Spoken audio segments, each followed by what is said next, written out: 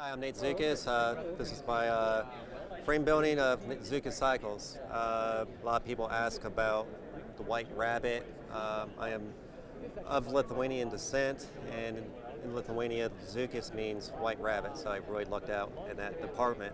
What I brought here today is my fixed gear road bike for the new builder competition, and you are allowed to display one bike. So what I'm attempted to show is all my abilities in frame construction and fork construction.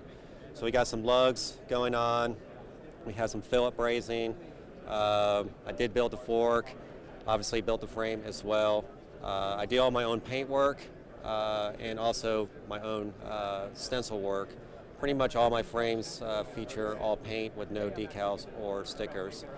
A lot of my builds feature internal cable routing, which I demonstrated here. This cable actually goes through the handlebar, through the stem, steer tube, fork crown, and exits here at the fork blade. It's fully functional, smooth, no binding. I like forward-facing dropouts, so when you remove this wheel, it slides right on out. Very easy to deal with that rotor and caliper.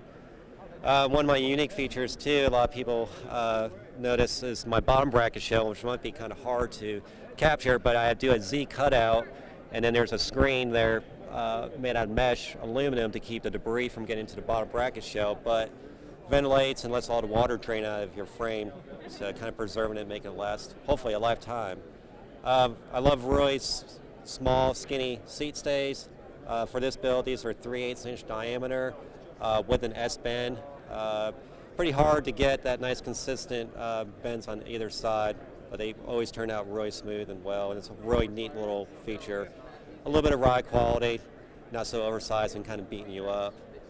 Integrated seat post is a big thing I like to do. A lot of people request this from me. This is all one tube. There is a seat post in here, but it does end approximately right about here, so it gives you a little room for adjustments, say different saddles, pedals that might affect your seat height. Little trivial thing, I guess, my seat clamp for the seat post is always off center.